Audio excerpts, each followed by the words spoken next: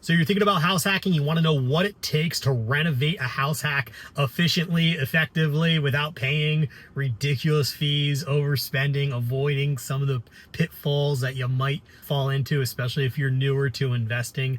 This is the perfect video for you. I'm actually gonna be giving out a tip in this one that will save you anywhere from 30 to 50%, like right off the bat, and it's super easy, but you're gonna have to stick around to hear what that one is. Don't worry, I'm gonna be going through all real life examples. I always love giving real life examples. I don't like guessing and maybe leaving up to ChatGPT or something silly like that. I like to share the real stories, and I'll be doing that in today's video. Stick around till the end. My name's Shawn McEnteer. I am the house hacking realtor of Northern New Jersey, and this video actually is going to work for anyone. Doesn't, even if you're not in New Jersey. So definitely going to want to pay attention on this one, because I'm going to be saving you some money, because I love reducing the failure rate of new investors coming into today's market, accelerating their journey based on the facts, not the guesswork. Let's get right into it with first on the list here. When you renovate your house hack, you want to make sure you are doing things in a durable and low maintenance way. What I mean by that is, things like quality. Doesn't mean you have to overspend on products, but you just want to have things that are built to last. You want to have things that are also not going to cost you a lot of money long term. For example, I'll come to a lot of properties where maybe there's a big backyard and there's all this beautiful grass, and it's like, oh, you have this vision that you're gonna get tenants and they'll go out there and they're gonna pass the ball around, have a great time. And well, really, in all honesty, what's happening there is you're probably gonna be spending a lot of money on cutting the grass, paying someone to do it, whether you're doing it yourself and taking your own time out of the day or hiring someone to cut the grass for you. It's still an expense that adds up over time. So something I like to do, especially if the property allows it, is maybe make additional parking, because that's something that people love. They love to be able to park in their free area, not have to worry about playing musical cars, especially if it's a multifamily. So something like adding additional parking to a backyard will not only solve the problem of having maybe additional parking, but it's going to be way less maintenance, because you don't really have to cut asphalt or gravel or a driveway like you're gonna have to do with grass. So things that you can do to a house hack that are gonna provide quality, that aren't gonna cost you long term, is something you want to constantly be thinking about. Another go-to that I love to do is putting in quartz countertops. You probably heard me say that one before, but I love putting quartz countertops. They're high quality, they're one and done, a little bit more expensive, but you don't have to replace them every couple of years. Whereas some of these Formica type countertops, you put a hot plate on it and all of a sudden it sticks to the countertop and it peels off. Imagine having to replace your countertop every time a tenant moves out or something silly like that. You're not going to be running into issues with quartz. So quality is really huge in this process. One and done type mentality. This one is really, really crucial in this process, because it means a lot. It will save you a lot of money. Once again, it's having separate utilities. So if you're a landlord and you have one heat system and one water supply, one gas supply, and let's say it's a multifamily with a duplex, triplex, or quad, that's a huge expense that you're gonna have to pay every single month. You're gonna have to incorporate into rent. So having separate utilities will save you tremendously. Having things in a position where one unit pays for its own heat and hot water and the other unit pays for its own heat and hot water, very, very, very huge for reducing your expenses as the landlord. On top of that, they just put it into their name. So if they underutilize, no big deal. If they overspend or they constantly are using these utilities, you don't have to cover that bill. Whereas if you have everything under one system and you have someone that maybe likes to take a lot of showers, that bill might be a little expensive at the end of the month or the end of the quarter, whenever you're getting billed. So separating utilities becomes very crucial, especially in multifamily house hacking, because I don't want to see you paying multiple ways on multiple bills when it really should be the people using it that should be paying it. So definitely want to do that one. Now look, I've actually acquired multiple properties that have had heat sources where it's just one heat source throughout the entire building. It's not that crazy to separate things. It's really a matter of figuring out, where the heat sources are, what the heat source is, rerouting some of the plumbing, and you can do it in a manageable way. So I don't want to make it sound too scary, like it's a massive project. It always is property by property. You never exactly know, but I can say, for example, on my very first house hack, I had one heat source and we turned it into 2 heating systems, one in the lower unit, one in the upper unit.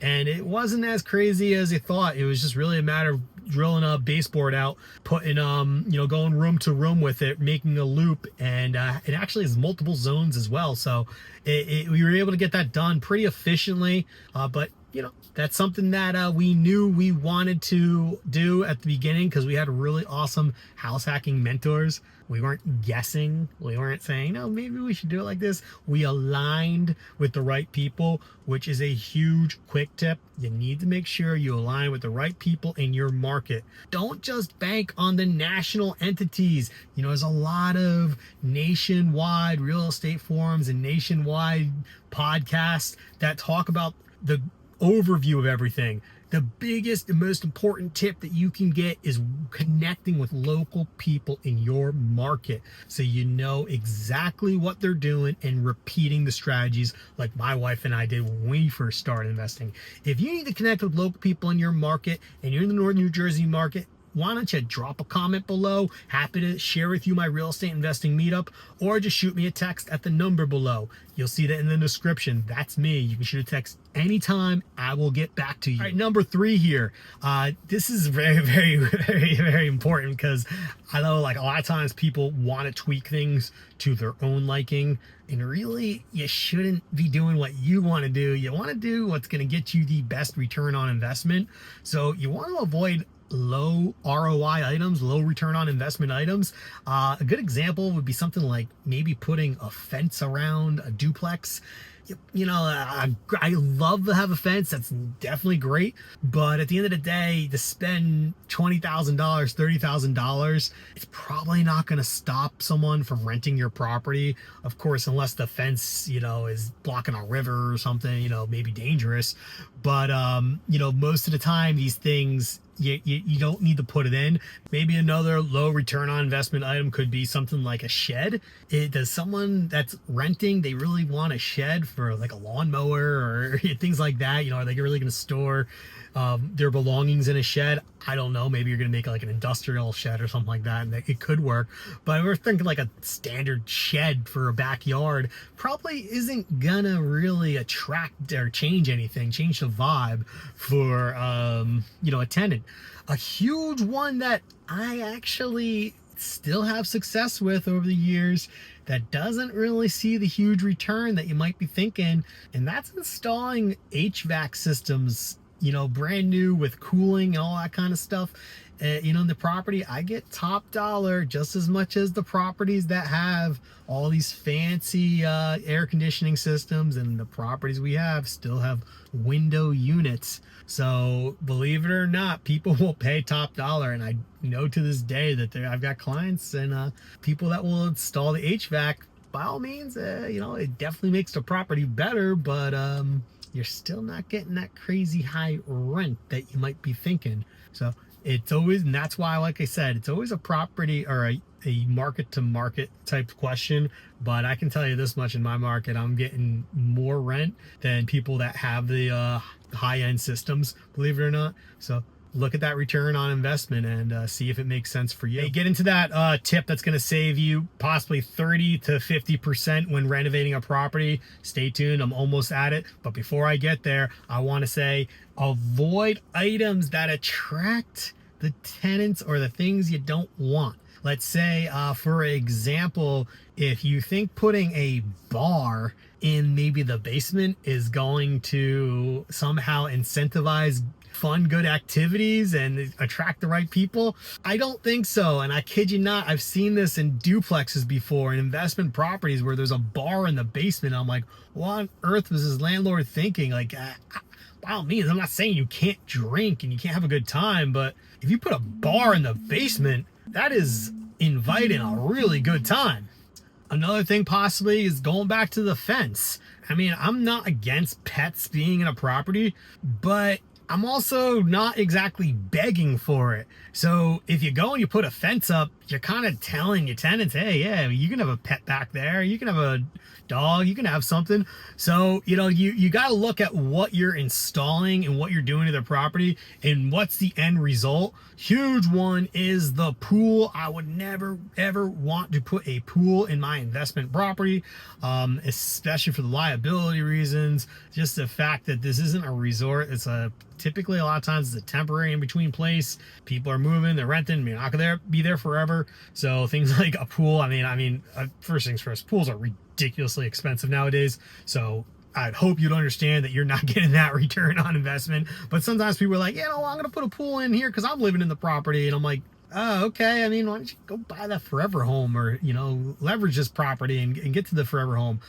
I just don't ever see a good ROI with a pool regardless. So let's avoid these things and make smart decisions that are going to attract, what you want happening in your property, which is huge. You want to avoid things like parties. You want to avoid, excessive amounts of pets. You don't want these things. Okay. So don't be creating environments that are going to invite them. All right. Number 5 here. This is the one that I was saying that is a super crucial tip here for, saving money, especially come renovation.